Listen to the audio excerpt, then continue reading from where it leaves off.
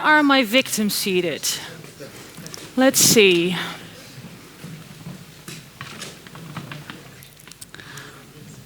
Do you recognize yourself? Yes? And do you remember me? I am the lady who harassed you with a camera at the beginning this afternoon. Let me ask you, how did it feel, me taking these pictures of you?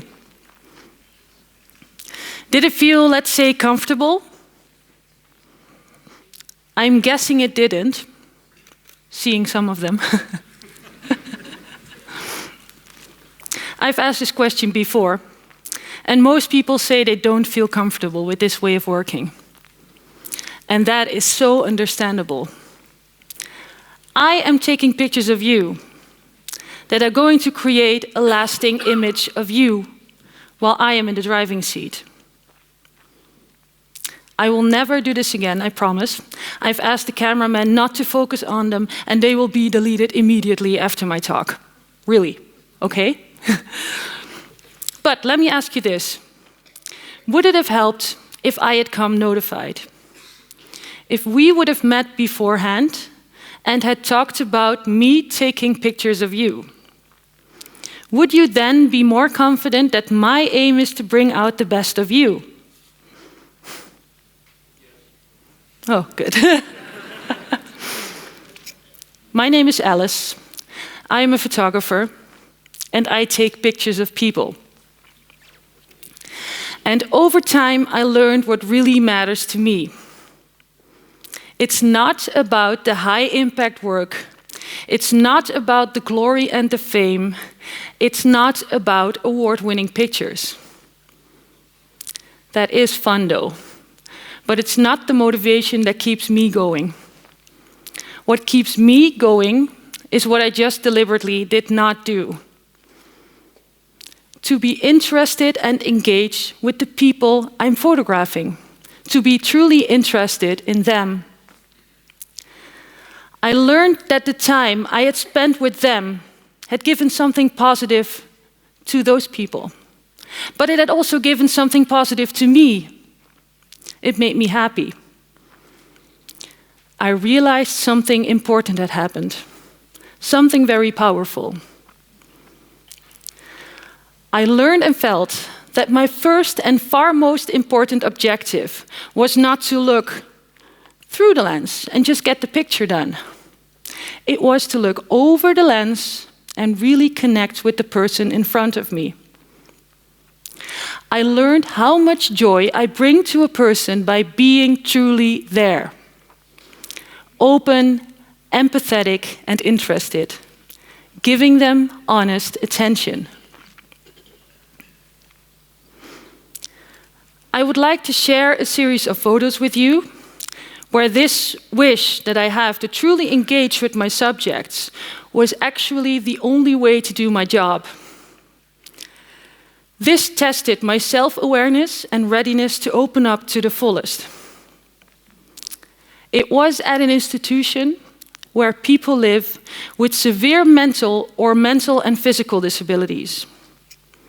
I was there to take pictures of about 30 people.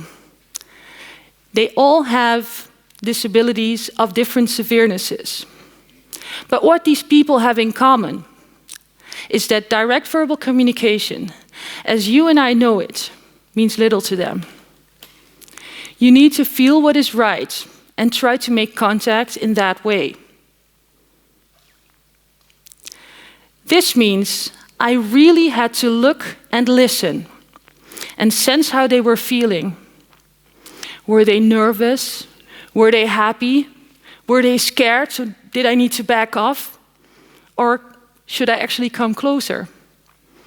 All questions that flashed through my mind in search of their comfort and attention. And that was not all. I became really aware over my own presence, where I was looking at, where my shoulders were, how I walked, or how I approached someone, even how I used my gestures.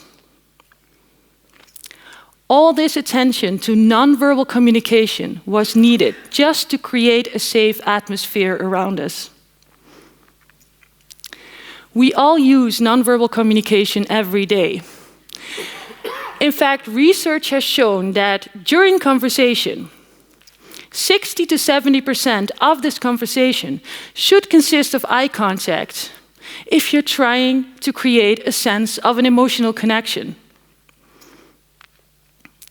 Another fun fact, TED speakers who use more hand gestures on stage tend to get more views.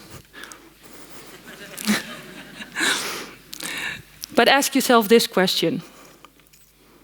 Are you sure that what your nonverbal communication is saying is what you're actually trying to say? Are you being reflective enough? If you really look and listen, these people, but in fact, everyone will tell you. I wanted this photo session to be a great experience for them, and at the same time really show their personality. Show people their softness and their kindness, and make them look beautiful as they are. The day after a session, I got an email from a caretaker saying that one of the people I had photographed was very happy and lively. And she needed to tell me that because it was definitely not a normal situation. So you can probably imagine how that made me feel. And that was actually not the only time this happened. How often I've run into people years later that they could recollect every moment we had spent during the photo session and that they told me they had a really good time. It's exactly these kinds of acknowledgements that give me all the positive energy I need to keep doing what I do.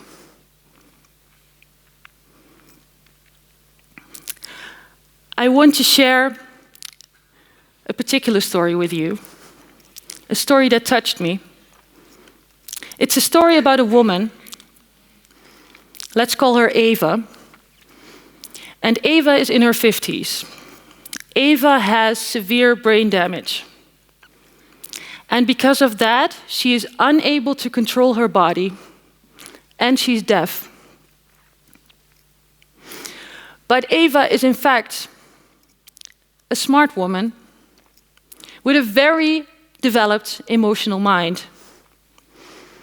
So the day that I went to photograph Eva, she was sitting on the lap of a caretaker. He was holding her because she can't simply sit down or even look at you. And during the conversation, he was translating everything by sign language, as well as he could, because it was difficult still to understand each other. So at that moment, I knew that if I wanted to show Eva in a photo, I needed to do something. So we went outside, and we decided to do a bike ride. And Eva sat on the bicycle with her caretaker, and I was running next to them with my camera. And I managed to shoot this photo. I looked back at my camera, and I saw the expression in her face. This expression of total liberation. It felt to me as if she was climbing up to the sky at that moment. I could see Eva in this photo. So I'm telling you this story because I think this was one of the times that I was really aware of the enormous reward you feel when you really try to see someone. This not only helped me to capture real people and real emotions in my photos, but also to leave an actual mark with a person. I was looking for Eva, and I did all I could to look beyond all the visible layers that could make us misjudge someone. Giving honest attention is what theory would call small impact. But it is, in fact, very deep impact, long-term impact. It's not only an impact of a person by means of a photo, it's also an impact for a person. Maybe even something to never forget. So I ask you, let's be brave, everyone, and do the effort of giving someone honest attention. In this way, you can touch another person in a positive way, but it will also touch you in a positive way. And the truth is, you don't actually need a camera or a lens to do that. Thank you.